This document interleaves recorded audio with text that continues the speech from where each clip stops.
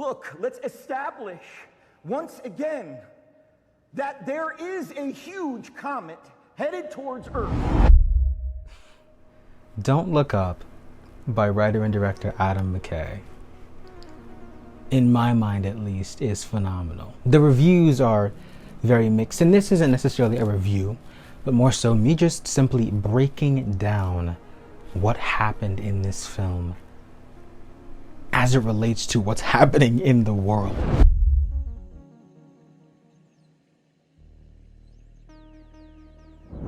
In my mind, Don't Look Up is a brilliant comedic film about American apathy, politics, our obsession with celebrity culture, and our lack of compassion and care when it comes to the real issues facing the planet, facing the world, such as COVID. And Adam Mckay did not know that COVID was happening while he was writing this, but it perfectly represents what's happening in this moment right now in our country. People are dying, thousands of people a day, from this horrible disease. And the smartest, and I do not mean to sound rude when I say this, people who dropped out of high school are questioning the smartest scientists in the world on this issue. Even the title of the film, Don't Look Up, shows our entitlement. That's where we get into the problem of it's a issue versus a it's you. You see what I'm saying? There's a difference between issue and issue, because there's an issue when there's something internally happening, boiling, brewing, and we can actually fix the problem. We can identify what's happening and say, hey, let's come together to fix this. But issue versus issue is the fact that it's us. We are the problem. We have to come up with the solution. But this country, specifically the United States, doesn't want to do that. For a lot of things, with a lot of things, we haven't apologized to marginalized communities whose voices have been shut out, whose homes they were taken from, whose bodies they beat, raped, and it broke apart, whose lives they took for the very flag. That's another thing this movie breaks down. That stupid flag that has caused so much agony, ache, and pain in this world. The stupid flag! A flag. And that's another issue. Our awareness of everything, everything in this world, is also another issue that is tackled in this film. The fact that we can pretty much know everything that's happening on planet Earth at all times, and it creates this sense of apathy. I don't care anymore because these things have been happening continuously over and over and over again. And it starts to dull you down. If one person tells you a story about a death they experienced in their family recently, and they're breaking down crying, one person is sitting with you telling you about this thing that happened to them, you're more likely to empathize, to sit down with them, to have an informed conversation, and to feel that pain. But if 100 people do it, and 1,000, 10,000, you are less likely, statistically and scientifically, to care. You can only give so much. And ultimately, it's not up to us, the civilians living our everyday lives, trying to survive and fight for our dreams, to really fix the massive scale of this thing that's climate change. It's up to the people in power. But a lot of the people in power don't want to do anything. I love storytelling. I write screenplays myself. And one of the most beautiful things that I think a lot of people take for granted, just on the part of Adam Mckay writing this, is the simplicity in a comet coming towards planet Earth. The title of the film is Don't Look Up, and there's a hashtag throughout part of the film, which is just to look up. Just look up at the sky and see what's going on. There's a brilliant part in the film where the president is holding this rally at the White House, and a lot of her MAGA supporters are there, and they are, don't look up, don't look up, don't look up. And one of them just ever so slightly turns their head and looks up. And then everyone starts to do it. And it's a panic. Oh my God, you lied to us. But what's so brilliant, the symbolism of COVID hitting, and you can't actually see COVID hitting. You can't actually see what's floating in the atmosphere. But the simplicity of you seeing what's coming, and that actually being represented, the symbolism and metaphorical aspect of it being represented through a physical object that you can actually see, to where there is no more conspiracy, was brilliant. I have to say that it was brilliant. It was brilliant. I loved it. I loved that aspect, that you can't escape from this, and this isn't something that's being made up. This is something that's actually happening, that you can see with your own eyes, that you can feel within yourself. And it is the last gasp effort of America, American corporations, and an American phone company, Apple, trying to come together to blow this comet up. And they can't do it because they waited too late. And at the end, there's an acceptance of death. There's an acceptance by some of these characters of death. I wrote on my Instagram story when I was, after I watched it, I wrote, this is the promise of comedy.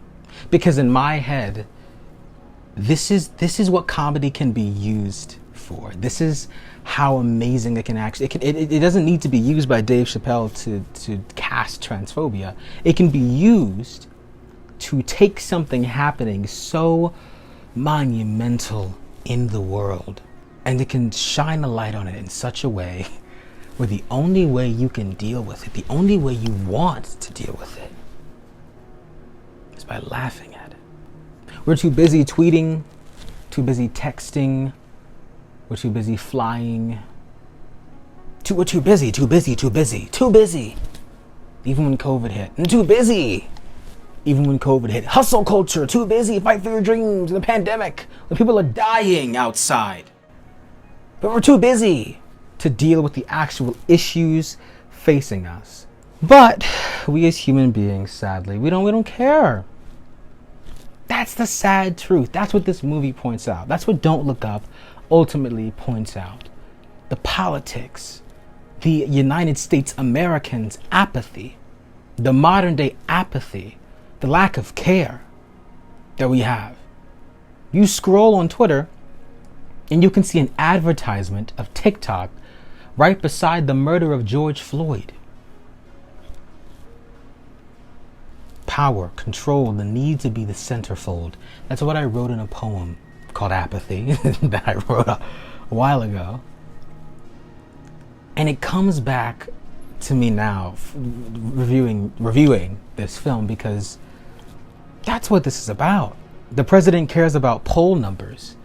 The president doesn't listen to these brilliant scientists who are telling her, and yet again, once again, I pray to God, whatever that may be, I pray to the entities above that I hope that they purposefully decided who was going to be white and who was not, because race is a huge factor in this film. Because a white cisgendered female president who's a little older and smokes, who's sort of this rebel but is also conservative. There are undertones there. I hope that was on purpose, because if it was, it's genius yet again, brilliant. But if it wasn't, and it was just white people casting white people because white people, then what should have I expected? And that's the thing, right? This power that we want, all of us, Everybody wants to be famous, well-known celebrity. Everybody wants to have somebody care about their thoughts and opinions. Everybody wants money. Everybody wants success. And there's nothing wrong with a lot of those things when used for the right purpose. But most of the time, power is not used for the right purpose. It's used to suppress. Like Alexandria Ocasio-Cortez said, no one ever makes $1 billion. You take $1 billion. And we continue to take and take and take until we're left to save ourselves. Don't Look Up tackles that American savior. Oh my God. Don't Look Up tackles that American savior trope. The idea that America is going to have this big uniting moment from the 1950s where everyone comes together and we all save the planet and everything will be fine and we won't have to worry about it. Doesn't happen. If you haven't watched the film, Miss Mom, that doesn't happen. Don't Look Up is not the purpose of it is not to let you off the hook. Both you and myself, and most importantly, the people in power, are responsible. The American savior, America, this old white man in the spaceship, going to save us all, and he's just from a different era. He's just from a different era. I love that this is through the lens of comedy because it points back at us. It gives us a reflection and it says, look at yourself. Look at what you've become. Look at what you've done. How are you going to fix it? Can you? And ultimately, it shows us that America, land of the free, home of the who? I also thought it was very interesting how Dr. Mindy kind of ended up being Dr. Fauci without the cheating scandal. And just how everyone discredited him. And more so his partner, who, once again, the woman in this country, anyone else on the gender spectrum besides being a male is always getting the shortest end of the stick. All the time. Every time. Never credited for the work they do. And they kind of just got to sit on the sidelines and let the white man take the power because that's marketable. Playing in the system's game. She screamed on national television, we're all going to die. Like, I'm sorry, but we're all going to die. And they escorted her off. Get out of here. What are you doing? You can't say that. You can't scare people like that. Let's keep the news light. Let's make everything fine. Everything's fine. It's not. But Dr. Mindy played into the system's game. Played with the system. And knew how to be calm and collected until the very, very end when there was no stopping the inevitable. Would you please just stop being so pleasant? I'm sorry, but not everything needs to sound so goddamn clever or charming or likable all the time. Sometimes we need to just be able to say things to one another. We need to hear things. Look, let's establish once again that there is a huge comet headed towards Earth. Like I mentioned earlier, that beautiful moment in the film where it's not about crunching math numbers and doing the scientific work to find out there's a comet. No. It gets so simple, stupid. Tilt your head a few degrees and look up into the sky. I'm sorry, in the film, we're all gonna die. I'm sorry you didn't get your Starbucks. I'm sorry you didn't get to make out with your best friend from 5th grade. You never got the chance to do it. I'm sorry, but in the film, you reach this point, we're all going to die. The planet is being destroyed because of us. And I'm sorry if that makes you sad, but too bad. We've ignored it for too long. It makes you have to deal with the ramifications of politicizing collateral destruction. Left versus right. Oh my God. One of the greatest moments in the film is when Ariana Grande's character has a concert and sings a song about Just Look Up. It's how out of touch, yet how out of touch and hilarious some well-known people are when it comes to these issues. because she sings this whole song and has a duet on stage in front of all these people in a concert that it's probably pouring back into the main problem of this entire thing. Climate change, hello. I mean, we tackle this idea, what can an artist do to save the world? And I truthfully think artists have such a huge platform, a lot of them more than the President of the United States, rightfully so. And we get to this point where we realize how desensitized we are to all of it. That Ariana Grande has a concert, her character at least, in which she sings a song about just looking up at the sky. And that's another thing. It can't come from your president anymore. It can't come from your leaders in office. It's gotta come from the people who make you feel, the artists. The people who make a change, the people who have something to say about the world through their music, their plays, their screenplays, etc. Yeah, I think that the casting also had to be, of course, deliberate. But the commercial value of some of these actors is brilliant. If Meryl Streep can't get through to you something, then you might have a problem. If Tyler Perry, Leonardo DiCaprio, Jennifer Lawrence, if they can't get through to you this idea that, hey, wake up, something bad, horrible, terrible is happening here through the lens of comedy, then we've got an issue. And I love Mark Rylance. Mark Rylance's portrayal of this CEO of this huge Apple monolith-like company that has all the power in the world to literally stop a spaceship from going to space to stop from the world literally dying. He has the power to turn it all around. Because that comet hitting the Earth has minerals in it that actually go into the phones and iPads, laptops that we use in our day-to-day lives. And if we let it hit, but we let it hit kindly, like we break it up into little pieces and let it hit, then we'll be fine. We don't want to deal with the problems. We don't want to deal with the pain and the agony and the racialized trauma. We don't want to deal with climate change because it makes us so sad. We don't want to deal with COVID because it makes us so, I have to put in work. I have to put in work to do this. Duh. Loved Rob Morgan, loved Leonardo, loved Jonah Hill, loved Meryl Streep, loved Jennifer Lawrence, loved Tyler Perry. It was wonderful. It was wonderful. Do we really care? Do we? Do you really care about people of color dying? About LGBTQ rights? About the poor? About immigration? Climate change? What's happening at our border? Do you care about other countries and continents around the world? Do you care about what's happening in the seas? Do you care about global warming?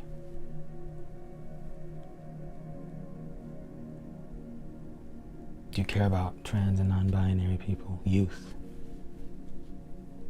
Do you care about your mental health and people around you? Or do you just say it to post it on your Instagram? As I said in my last video from a poem that I wrote, Apathy,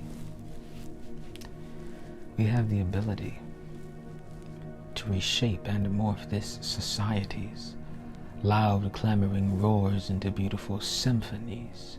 Take every moment in life and make it extraordinary. Erase the apathy that lives in our hearts and actively do our part to actually make applicable change within them, not indulge in performative activism.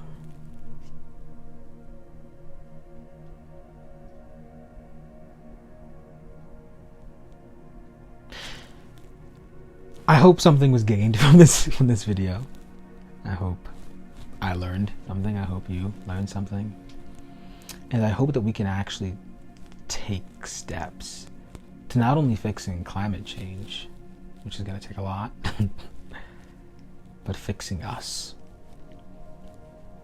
It's you versus it's you.